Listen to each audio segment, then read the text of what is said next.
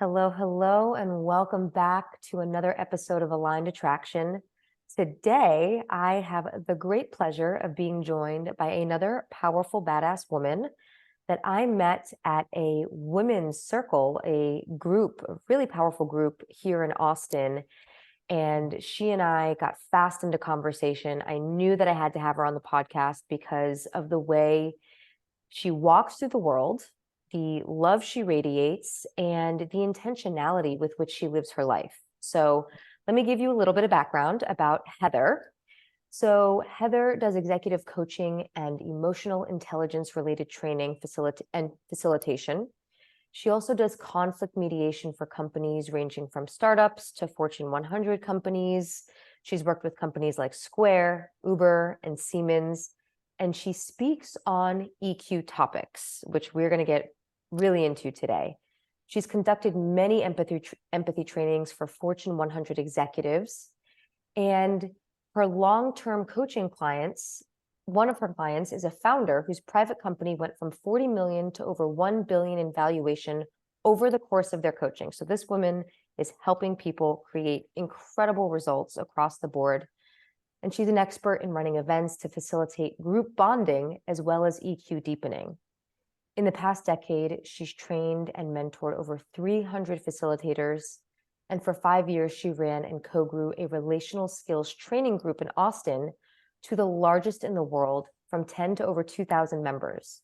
Her trainings have sparked over 2 dozen new EQ training communities globally, and her organization is now an official 501c3 nonprofit for which she is on the board of directors. There's so much more that we can say about Heather, but first of all, I just want to welcome you and all of your badassery to the show today.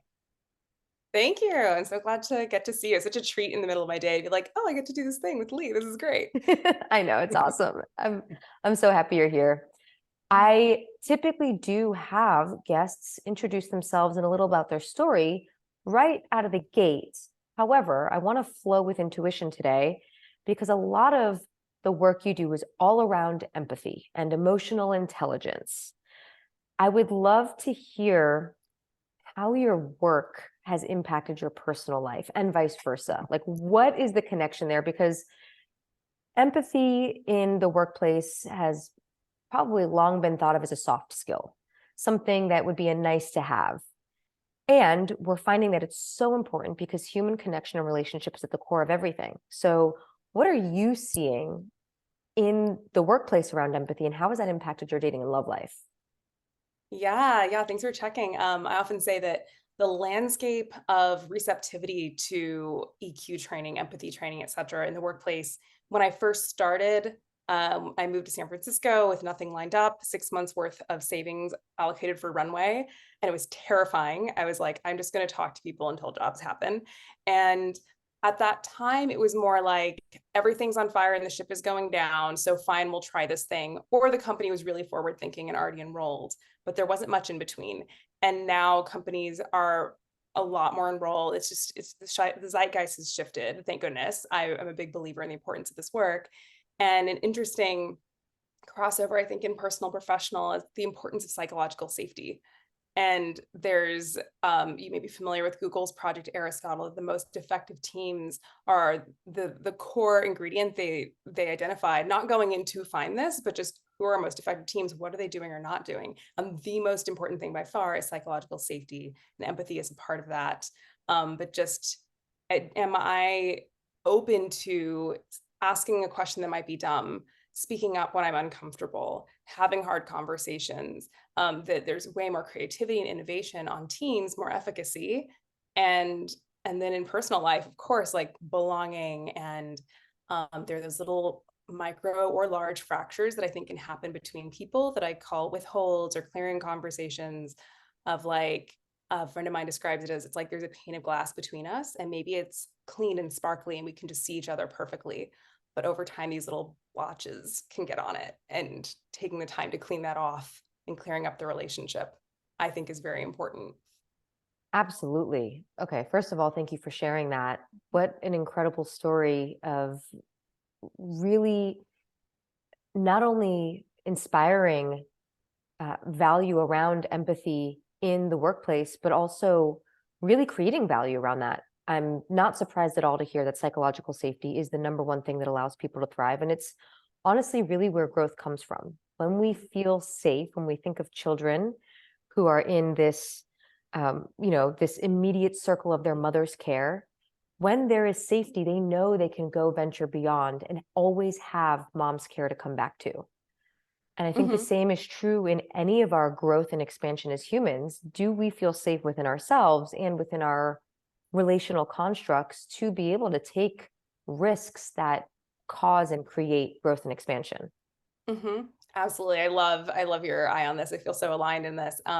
That and the Google study was who's just the most effective, who's hitting their goals, who's exceeding their goals. So it was just this very businessy, like how do they be the most effective? And oh, also creativity, also innovation comes out of it, and people are happier on their teams. There's more retention. There are fewer politics in the office, and I think the relationship analog for me, I love, I think, is it Sue Johnson or Jacobson who wrote Love Sense? John Hmm. Gottman said he thinks she's the best couples counselor in the world.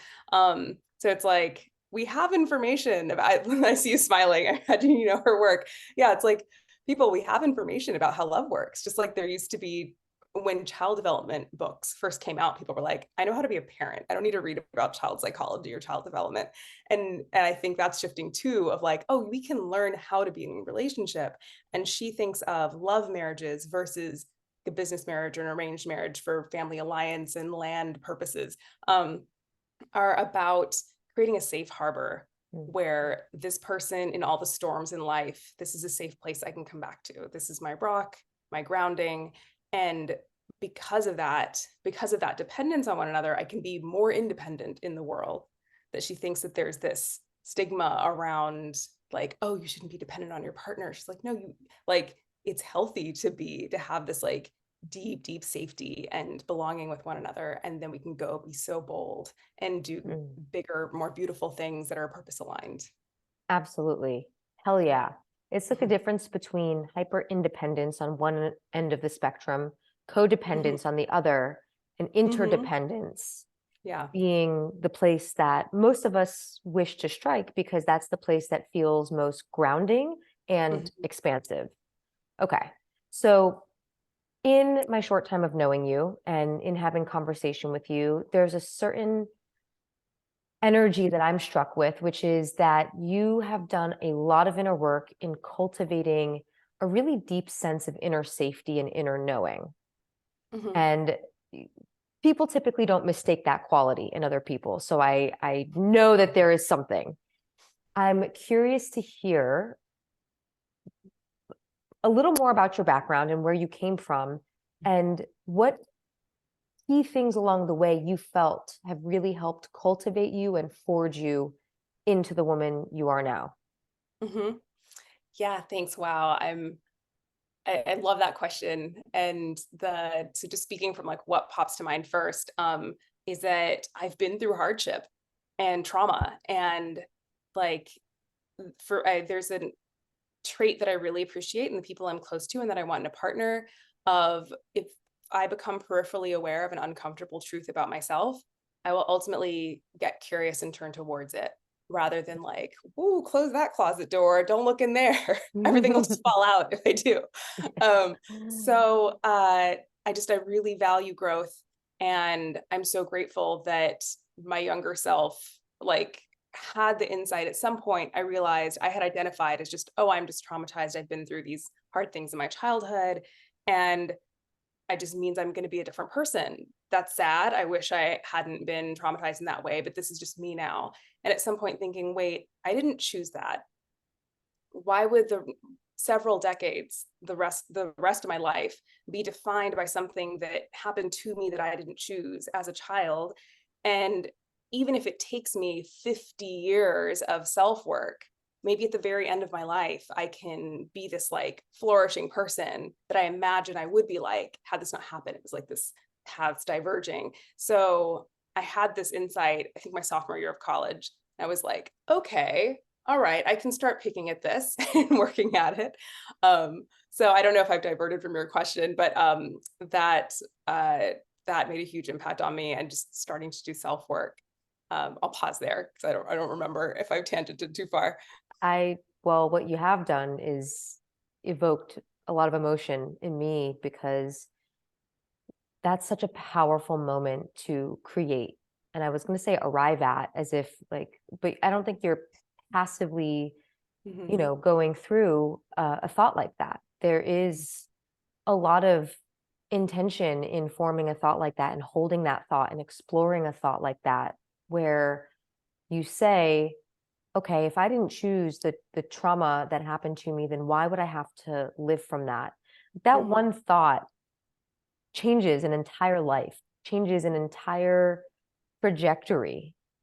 And it's so often in relationships, we find that we are walking representations of our pasts, and not Hmm. intentionally, but unconsciously, we tend to carry a lot of past experiences with us. Yet, Hmm. when there's a moment to stop and say, I don't have to do that. I don't want to do that. I feel that my life would be more vibrantly lived if I didn't do that. Or at the very least, if I put the possibility on the table that I could live any other way I choose.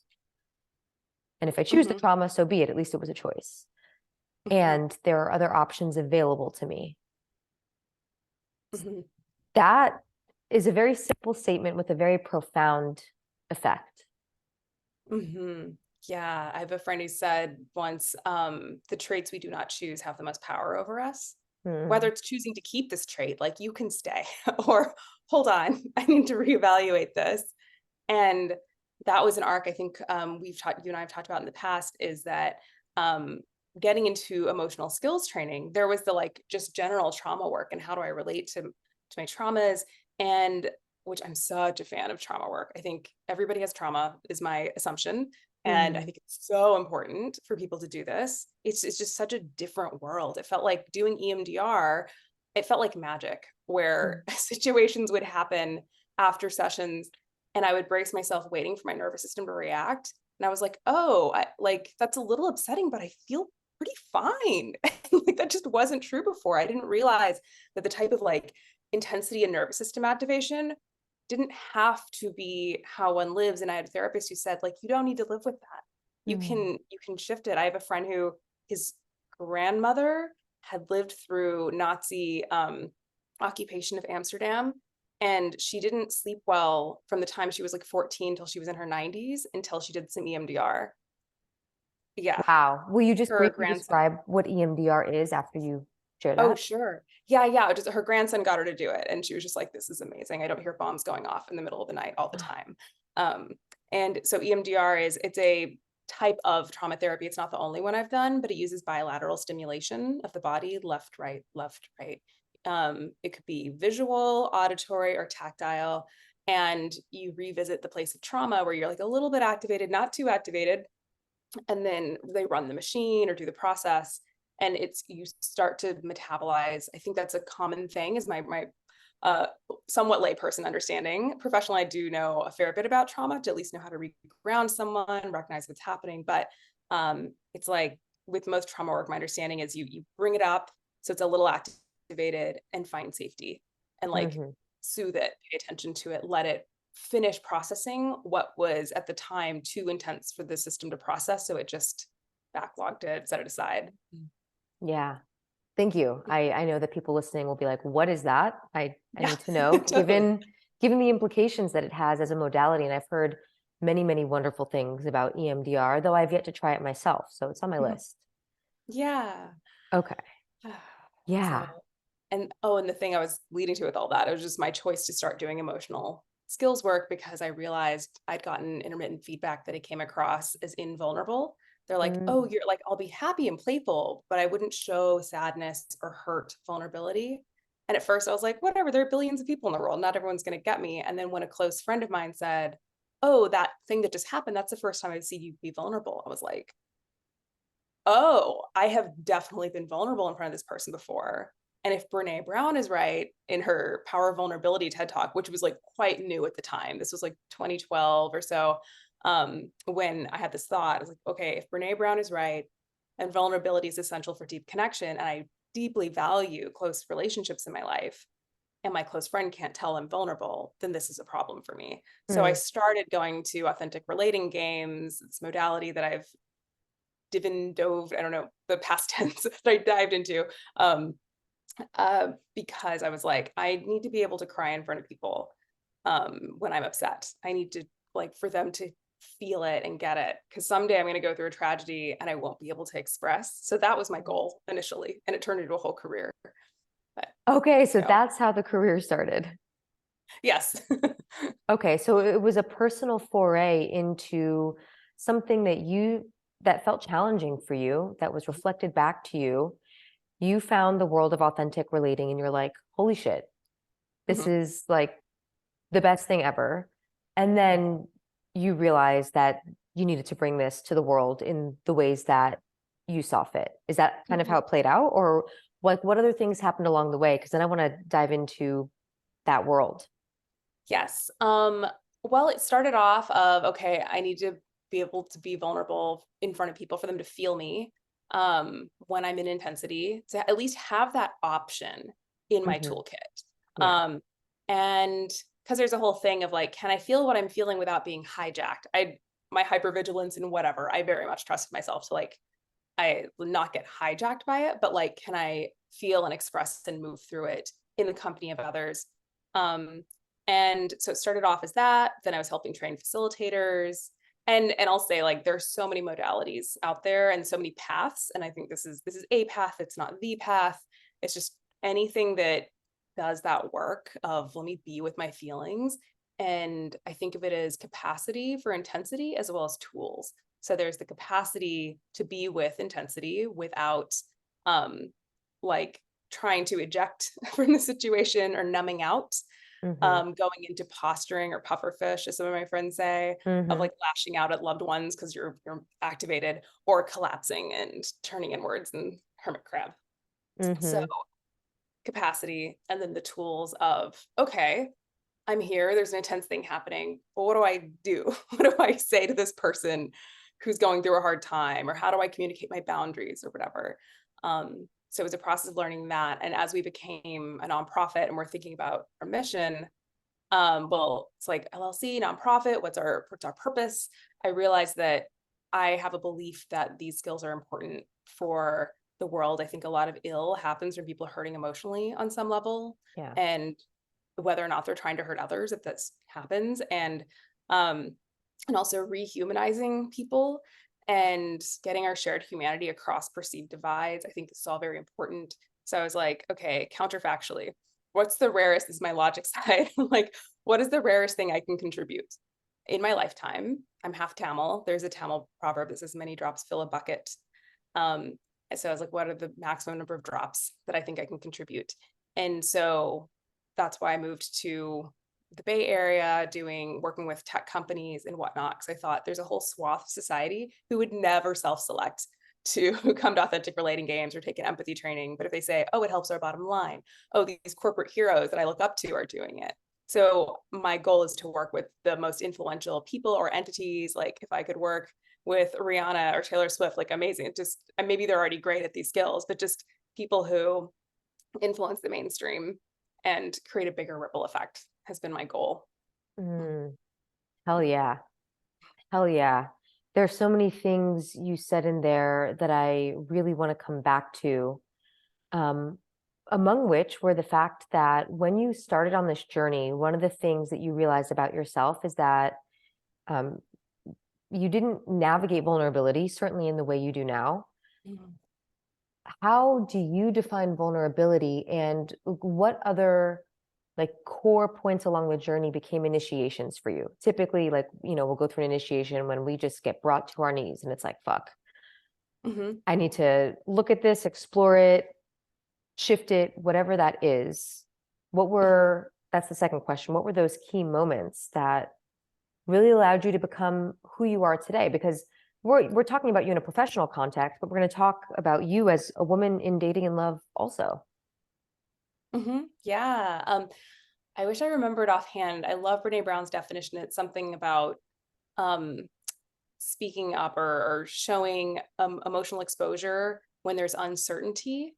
I think there are a few other elements, but just I don't know the outcome and I'm revealing what's happening for me. Mm, I actually might get more hurt by revealing it. I don't know. So there's like the like leaning out into this feels uncomfortable, but it's meaningful and it's real and it's what's happening. So speaking to that thing. Um, and I can feel myself if I don't lean into that. It sometimes it feel that's self-love and that's the right calibration for the moment. And sometimes when I'm like, oh, I want to say this, if I don't, it's just like there's like a divining rod of feeling out like, yeah, this is actually important for me to say. It's like speaking up about a boundary or something, saying, this is scary to say, and this feels more aligned with my values of just living by my values, having integrity with myself, speaking up to be values aligned or whatever it might be. mm, So, yeah, that's a wordy definition of vulnerability. Um, mm, and the so key moments, initiation moments, that time when I had people intermittently give me that feedback, and ironically, it really hurt my feelings when they mm, were like, "Oh, you're just not that emotional." You're and because I was like, I have feelings, I just don't express in the way that you need to see to feel it. And I'm grateful that I wasn't numbing out for my feelings, but it was just a lot of like, feel the feelings, don't show it if it was like negative in some way. Air mm, quotes on negative if you're listening to just the audio version of this. But so it was feeling hurt by that intermittently and thinking first like, well, okay, again, billions of people, it's fine. Of course, not everyone's going to understand me, and then having that close friend say that was like, oh, okay, this is a real thing for me to look at.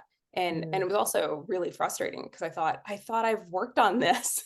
Like, why mm, can't people feel me? What is going on? Um, so that was a key moment, as well as doing an exercise once. It's an authentic relating game called See and Be Seen. So I'm partner A, partner B. If you're partner B, like we kind of do a drop-in meditation. Both people close your eyes, just feel what it's like to be in your body. Just like really feel like being your full self in your body. And then it's cued that in a moment when you open your eyes, they swap off, but say like if you were going to just witness me and be with me and I'm going to be seen. And this most people say is the more vulnerable of the two roles. If you're witnessing someone else, tends to feel more comfortable. mhm, But what I noticed was I felt really open in my body. And then when I opened my eyes to be seen, I felt it was like my peripheral view just like tunnel visioned, mm, like energetically. Like in my this sensation in my body was just kind of like, okay, I'm just focused right now. And I was like, oh, right. What if I stay open? And so that difference, the rest of the weekend, people were like, oh, I could really feel you. And I was like, yes, I figured out the thing. So it's like the way I was occupying my body made a difference in how much people felt me. That there was that, in addition to times when I'm explicitly naming something or crying, but just even being in my body impacted people. That I find that so fascinating because often, always we're living from our own first person perspective.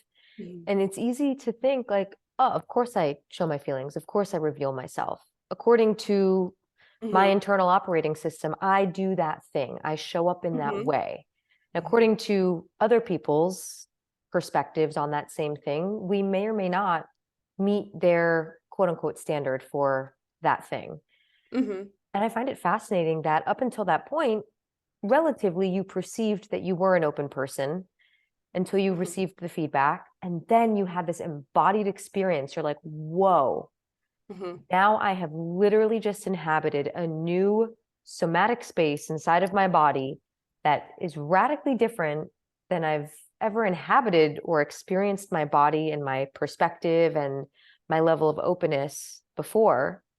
And Mhm. now it's like you just like you are this beautiful house and you just found a new room in the Mhm. house and you just walked into that room and there are like riches in there and you're like, holy shit, Mhm. this is incredible. That's really awesome. I think something to be said about that. I've participated in some authentic relating activities, but I have really, really loved using body-based practices to bring that concept into dating and love.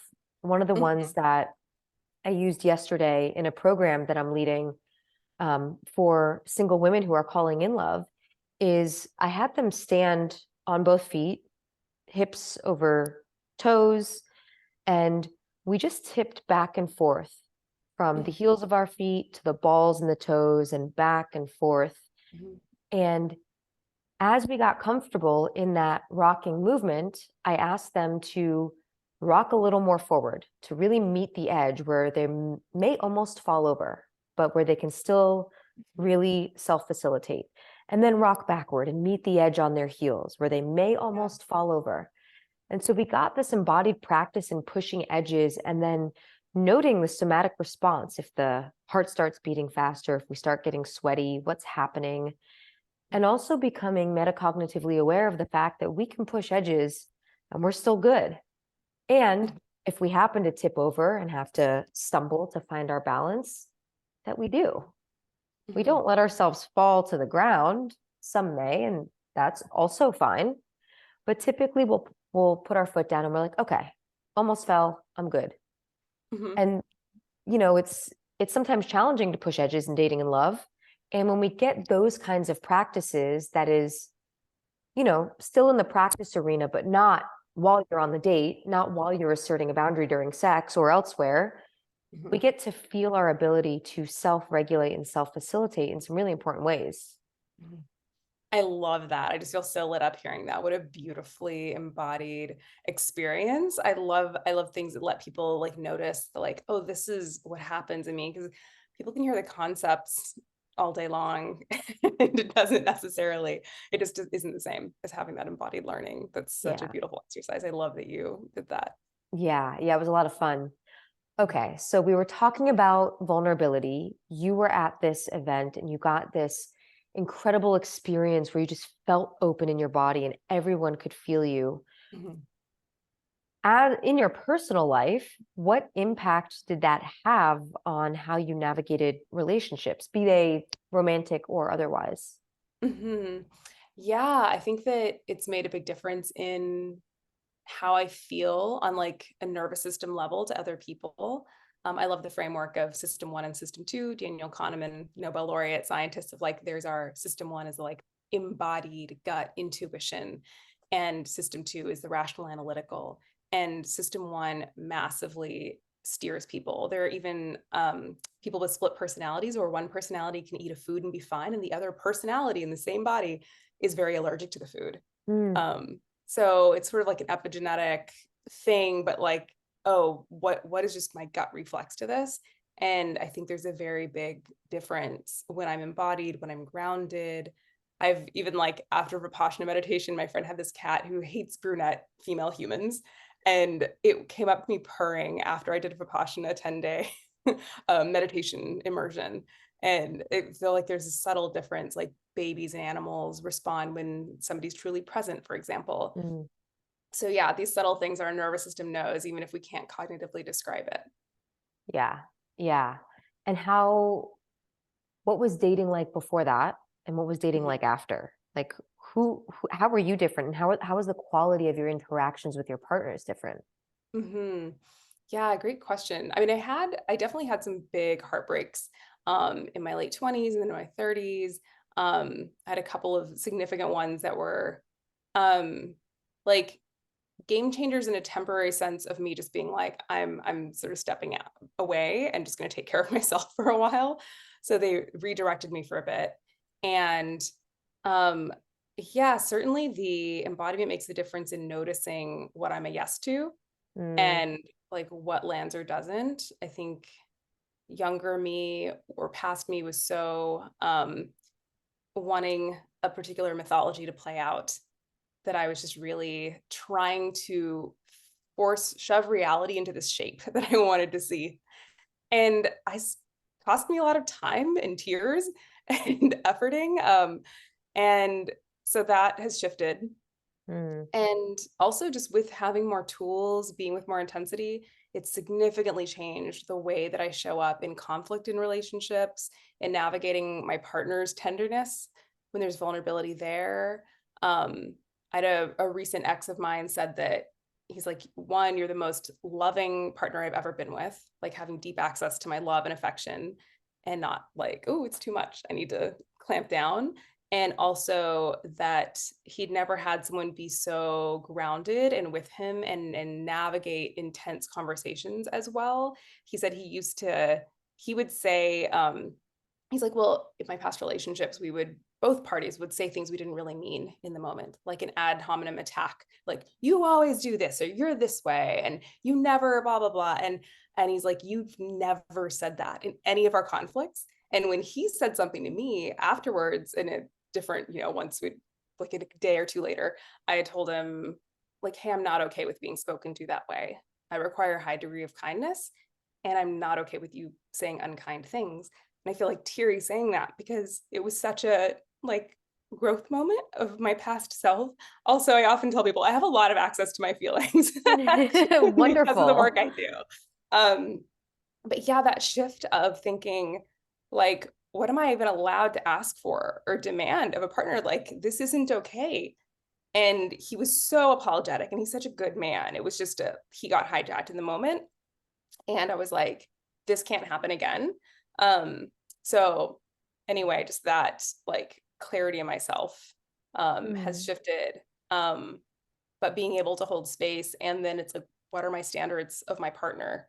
Because not everyone's going to have done as much work as I have. I love it when they have. It's so different. It's so wonderful. And if they haven't, yeah, it's like, what am I up for? But it's been very different. That's a consistent piece of feedback that I get. People are like, you're so present and you're so good at holding space and you're so good at navigating challenging conversations and so self-aware. And I'm like, forged through fire. Like, I have done a lot of work to get here. Yeah. yeah, thank you for sharing that. And thank you for your emotional expression. It was very sweet to be in that with you. Okay.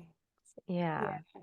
Still in the tenderness of it a little bit, and I'm good to keep going. Yeah, please. What if you feel okay to reveal what Mhm. emotion came up for you or what sensation arised in Mhm. that moment? Yeah, there's something that feels, checking in, like profound in the empowerment of saying this isn't okay. Mm, Yeah. yeah, I could feel emotions and tears in my eyes in that. Yeah. And it's that idea of like, you never need to let someone treat you in a way that doesn't meet your standards. That's a big conversation to have. Mm. What was your journey like with deciphering your standards? Because something you had said just a few minutes ago is like, what am I a yes for? What am I a no for? A Mhm. lot of, and I'll speak for myself, but I've seen this with a lot of women in my work, is up until we go through our initiation, whatever that looks like, so many of us were trained and conditioned to be needless, wantless beings. Mhm. So, like, we just got to be a yes for everything. Mhm. And if you're not, shut up and deal with it. Mhm. And we've, we've collectively had that experience, so many of us. But what, you said to feel what I'm a Mhm. yes for and a no for in my body, and to feel the empowerment of asking, like, what are my values and standards here? How did you cultivate that? And feel free to share that from a philosophical perspective, as well as a practical perspective. So anybody Mhm. listening may take something with them that they can implement. Mhm. Yeah, thanks for asking. I had a breakthrough aha moment in therapy once when, so I never liked when people would say like, "Oh, you're subconsciously seeking out these patterns." And I'm like, "No, I don't want these patterns. Like, I don't think that's true." Um, and what a therapist once said to me was, it's not that you're trying to live them out, it's that if something happens to somebody in their childhood when they can't leave, they don't have a choice as a young child, especially. So if people have a lot of anger in their home environment, or if they gossip a lot, um, there might be a like, wow, I don't like this, but I have to learn to tolerate it to survive. And Hmm. so those patterns in later relationship, I might be like, wow, I really don't like my partner has this temper, or I really don't like that they're cutting me down in these ways. Like verbal, emotional abuse, physical abuse, there might be things, and I don't know the full, I'm not going to pretend to know the full extent of the psychology of all those things, but there is this pattern or this piece around, if I learned to tolerate it when I was young, even if I really don't like it, even if I really wish it was another way, there's a part of me that can exist. It's not like, Mhm. whoa, I can't, no, I am a no to that. Like certain things are clear, like cheating, like, no, you're Mhm. out. Right. If they're like being dishonest, if they break trust. But other things of like saying slights or being mean to me in certain ways, like power dynamics that were unhealthy. I would, when I was younger, it was a, oh, I can feel that I don't like this, but maybe they can change. Maybe it can get better, because that's how it was growing up. There's a like, Mhm. oh, maybe like, oh, please treat me the way that I want to, that I want you to. Yeah. So, mm, Yeah. And what is that experience like in your body? Like if you could describe when something feels like a hell yes for you and your partner shows up and it's like, oh my God, just you could do this forever, versus mhm. when something feels like a, you know what, I'm gonna have to sit with this. Maybe I'll say something. And then when it feels like a absolutely not. Like what is that somatic experience like inside? Interesting. Yeah, let me feel into that. Well, the yes feels, and I've done an exercise once with somebody about like just what is a thing that you're a yes to, and just feel that. Like just take a moment and feel just like, I love cats. And I can think about my love for cats, or like particular cats, and just feel how lit up my body feels. And so it's like sensing into that, and just like kind of the somatic memory of like, yeah, this is what it's like, oh, do I want to hang out with this cat? Yes. Whatever it might be. Um, and or do I want to go to this restaurant, like something that I'm a full yes to, and then just like let my body feel that thing. And then that can be a good benchmark of like, okay, now how do I feel in relationship to it? And there are the no's that are clear, that are just like, oh hell no. And then the things in between are the fuzzier bits, for me, and I imagine for a lot of people there. And so it's noticing, it's kind of like trying on clothes, and they're the things like Marie Kondo style. I'm just like, oh my God, I love this.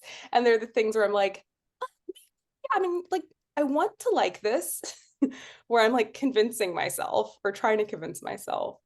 Um, and that said, like in relationship, there might be something in the moment, things are hard. And I always want to, when I'm in a committed connection to somebody, let things kind of, let the dust settle.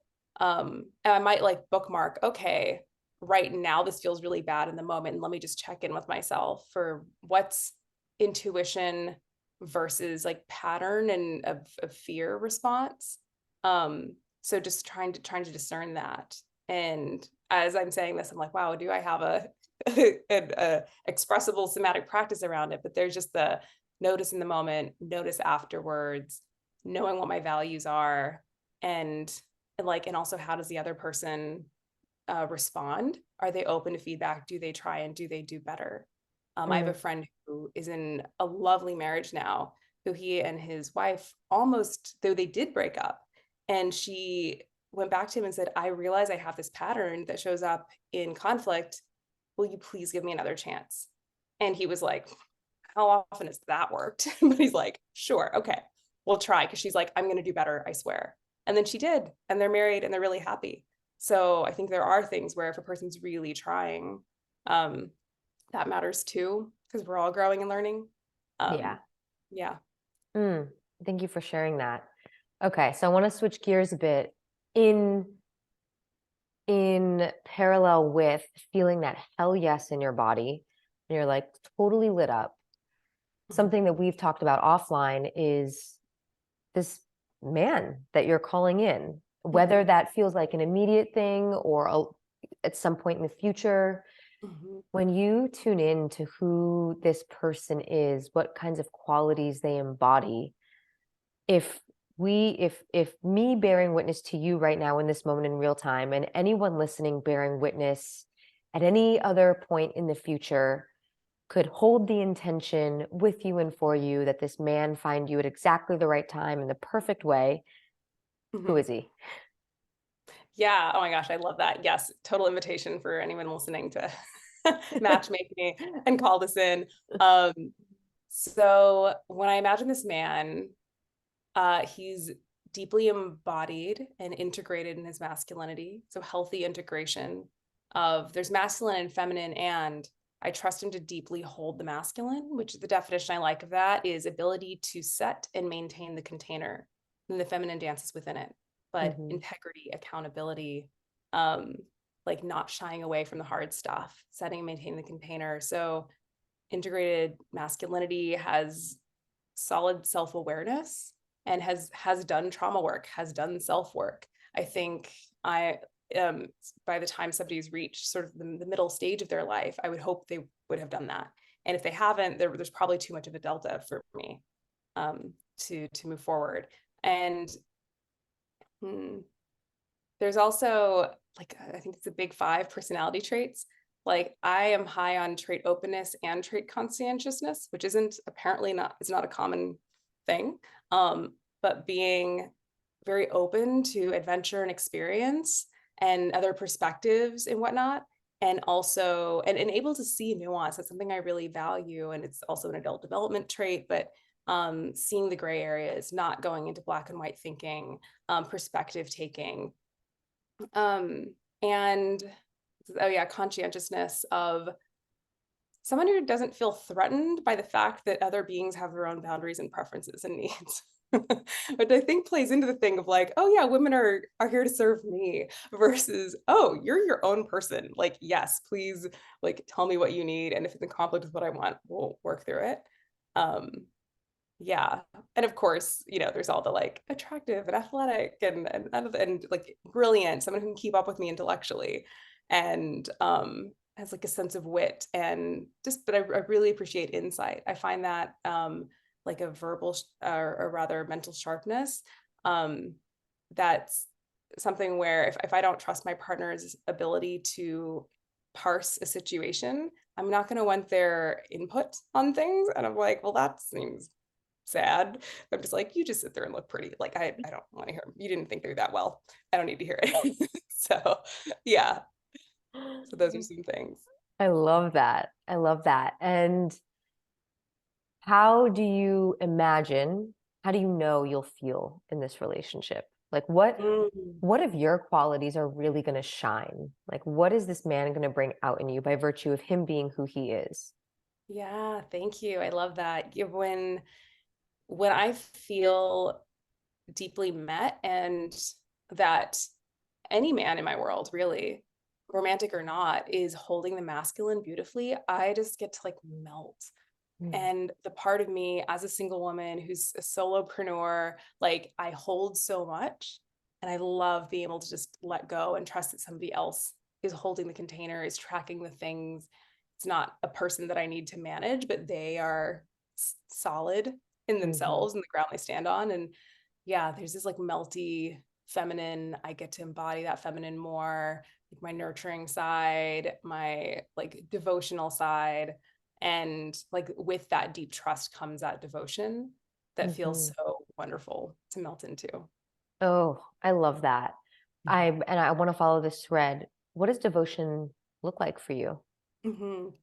Yeah, and it's something you and I talked about in the past is I am deeply, deeply monogamous, and which is a funny thing in certain circles. It's like almost an apologetic admission of just like I'm monogamous, but it's not that I'm closed-minded. Like I think on the bell curve, I'm just genuinely like I love monogamy. I find it so like sexy and like and delicious to like create this deep world with one other person and like being a team together. So there's this surrender to the relationship, to the entity of us, and Mm, being so open to being impacted by the other person. There's a permeability, mm, and being able to show that impact and trust it, or trust the holding of my ability to show that. Um, yeah, that's something that like deep devotion, deep, deep love, I think, is a superpower of mine, to just love as a superpower, one. And being just really committed and to continue to turn towards one another no matter what happens.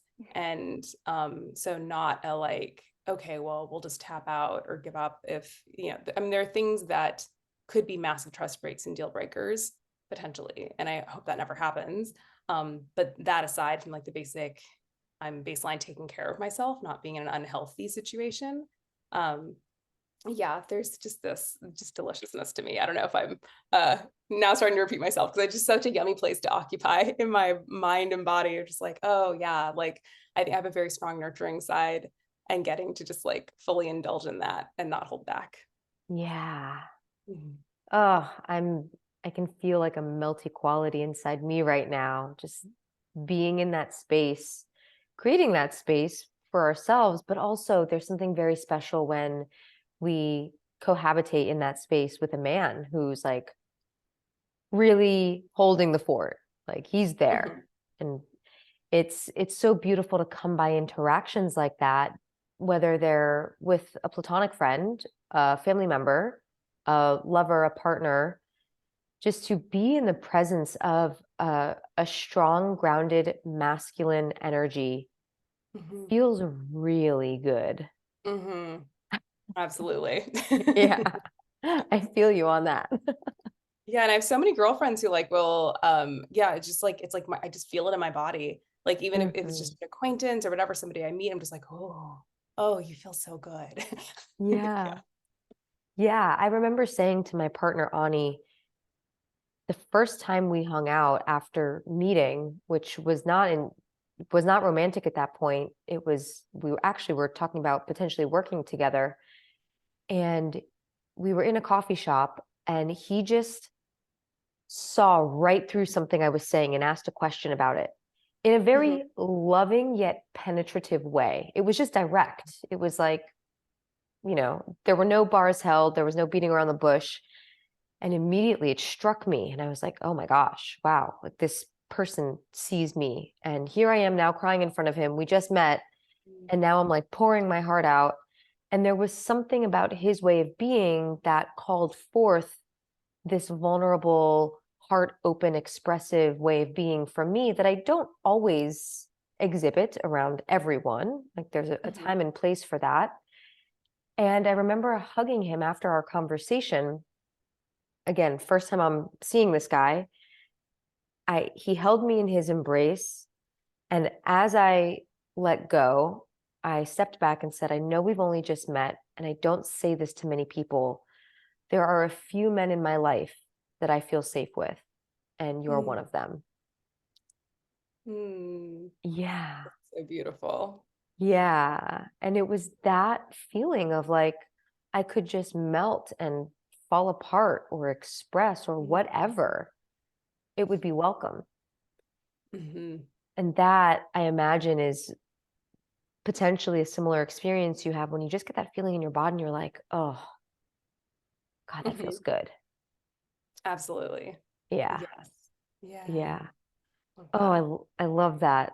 Okay. So I want to wrap on this note because there are so many things that I want to that I want to keep talking about, but there's what is your deepest desire and wish and declaration for yourself? Like if you could be witness to yourself, have me as a witness on the other side of the screen and anyone who's listening that maybe feels edgy, like maybe it feels edgy to claim this or say it or speak it out loud or let somebody hear it that is even slightly beyond your own comfort zone, a woman who pushes her own edges often, what would that thing be?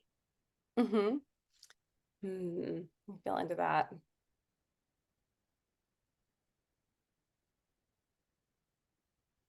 There's that I deeply, deeply desire and feel aligned with having a like incredibly loving, devotional, like a sacred love.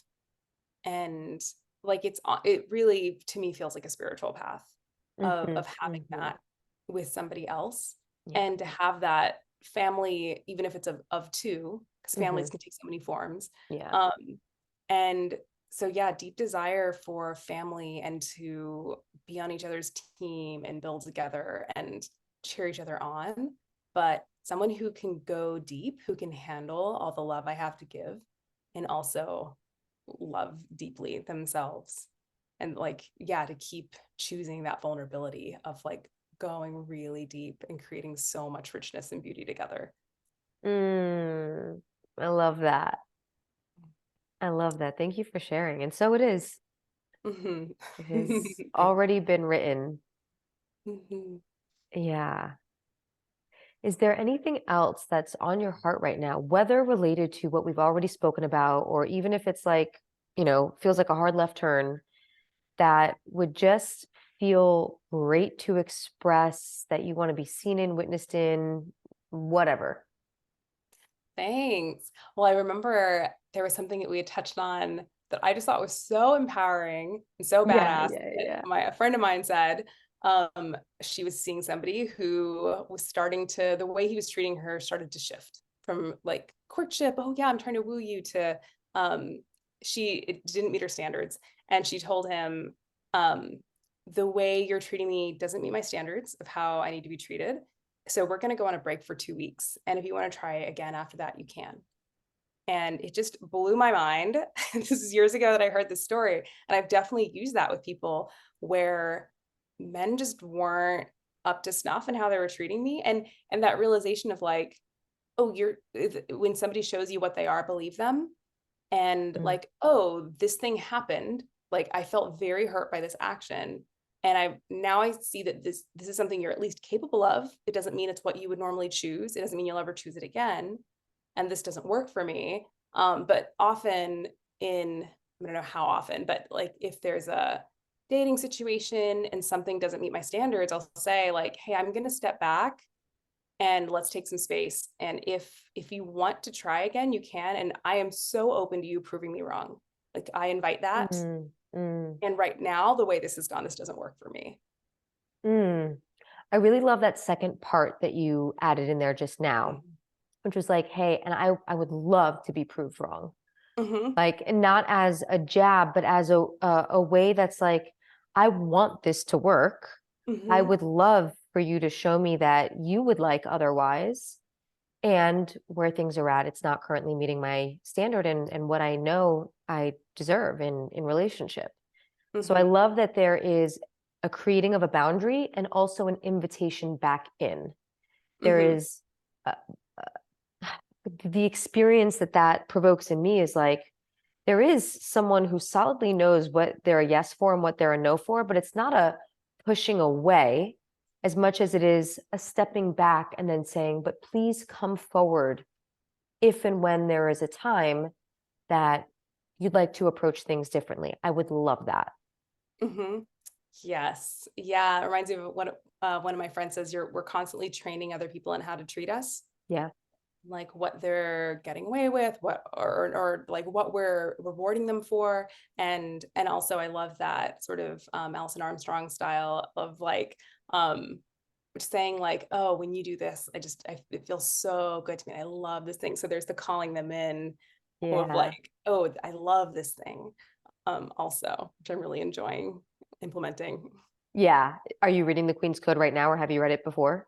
Yes. Yeah, I've read that and Keys to the Kingdom. Yeah. Yeah. Cried my Both. eyes out because when I Uh-huh. read it, I'm like, I'm a frog farmer. I'm like crying. I'm like, oh my God. Totally. And I love like there are definitely things where like sometimes when I need help with like moving a heavy thing, be like, hey, can you use your like wonderful man muscles to help me with this? And men are always like, yes, I can. Like they're so like, Yeah. and it's true. I like admire their strength. There's so many beautiful things about men that I love. Yeah. So it's that interplay of like, yeah, just loving and adoring the masculine and then like holding in myself my intentions and what's right for me. Yeah. Oh, I love that. Yeah. I definitely love men too. They're Mhm. and many of them are wonderful creatures. So Mhm. beautiful. And that book for anyone listening is called The Queen's Code by Alison Armstrong and then Keys to the Kingdom. Two Mhm. incredible resources. She has a really unique perspective as a teacher Mhm. And so highly recommend. Okay. Anything else that feels juicy, relevant to share as we wrap the conversation? I'm checking in. I think what I'm landing on now is like just encouragement for anyone listening to this, like that I with the emotional skills training stuff I do, I'm always like, this is so learnable. It's teachable, it's learnable. Um, I Mm, was inspired actually. That was a pivot point for me. I had a friend who was a social worker, and she was once venting about how people will tell her, "Oh, you're just such a good communicator. I wish I was too, but I'm just not good like you are." And she's like, "Sweetie, I learned this. Like this is a learnable skill. You can do it too." It's yes. like, oh, she just doesn't just magically do this out of no effort. So like, yeah, that like deep work I think is so rewarding, and it takes courage, like face trauma, to face shadows. What are our blind Hmm. spots? So like anybody doing that good work, like, Yeah. hell yes, cheer you on Yeah. in that sisterhood and just shared humanity of that plight. And I believe it's so worth it to live like a bold, full life. Hell yes. Absolutely. Yeah. Communication is a learned skill. We did Mhm. not pop out of the womb Right. knowing how to do this. So I love that encouragement. Another book that really changed the game for me was called The Dance of Anger, which is all Oh, about how to harness and effectively communicate anger, particularly for women in relationships. oh, that's great. Because often we push it down and then it builds up and then it becomes resentment and then it comes out in some other way, passive aggression, whatever it is. Such a powerful read for anyone who's learning to really deepen communication skills, not just in the realm of interrelational um, exchanges, but really deepen an awareness about what's happening inside so that you know what to communicate. Because when we know what's happening and then we just say, hey, I'm feeling tightness in the chest. I Mhm. would like to take a step back physically and from this situation. Can I please have 5 minutes? Totally. That's Yeah, like mind blowing, absolutely. Yeah. to So I have that love it. awareness. Yeah, and I'll even in relationships, like pre-agree, like, hey, do I have if it's a dynamic that comes up, pre-agreeing, or like, do I have your consent to in the moment if it seems like things are getting charged, to say, hey, can we pause and let's do 2 minutes of slow deep breathing together, or like Yeah. we can hang up the phone, go on a walk in our neighborhoods, come back, and then continue. And they'll say like in the moment they'll be like, no, I'm fine, I'm not mad, and then they're like, okay, I said I would do this. And so and then they always feel better afterwards. Yeah.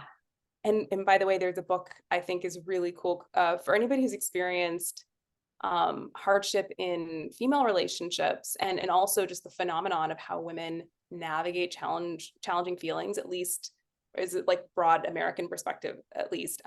There's a book called Odd Girl Out about the way Mm, women see one another, and it's like, at a certain age, pretty young, little boys go to give me the toy or I'll hit you, and mm, little girls go to give me the toy or I won't be your friend. And it's because girls are supposed to be polite and sweet and all the things, like I know yeah. you're very familiar with this. But where's the room for self-expression? Where's Mhm. the room for, like, instead of bottling something up and just exploding at some point, it's like, how do we Right. actually have these conversations? Right. Thank you. I will share all these book titles in the show notes. Mhm. The last, I'll say on that is very jokingly, but seriously, I have sometimes appreciated that guys can just go and duke something out, Mhm. sometimes physically, and then when they're done, they're good. Mhm. Yeah. And sometimes we hold on to these things for days, weeks, months, years, and men do it Mhm. too. But I have sometimes appreciated the ability to like get into the arena and rumble and then be like, Mhm. okay, all right, now we're done. So let's move on. Right. You know? And it's still intimidating for me if I have a clearing conversation to have with a dear friend. I often say the most advanced application of any of these skills, self-awareness, communication skills, how do you navigate intensity, all that, is in relationships that matter Mm, to a person. And like, it's a high stakes situation, it's a high stakes relationship. it's the most vulnerable, it's the most intense because like, oh my gosh, this outcome really matters. Yeah. So just to name, like, I know I have all these tools and things and it's still hard. So just again, the courage that's required to keep living into those values. Yeah. Yeah. Yeah. We're out here humaning. Totally. Yeah. Heather, thank you so much for like taking the time out of your day to share your heart, to share your wisdom and expression and a little bit about your story. We barely scratched the surface, but thank you. I know that anybody who's listening to this will truly benefit from really getting to tune in to another badass woman and getting to hear more about her journey and the integrity with which she lives her life. Yeah, thank you so much. And I'm so grateful for you and the work that you do and how you show up and what you're bringing to women and beyond. Thank you so much. Thank you.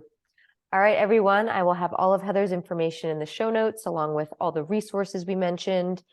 And if this episode really landed for you, please tag us on Instagram. Let me know, send me a comment, leave a review. I welcome that. And if you know that this episode would really benefit a woman or even anybody in your life, please, I invite you to share it out so we can spread the love. And until next time, I'm wishing everybody much love and good vibes.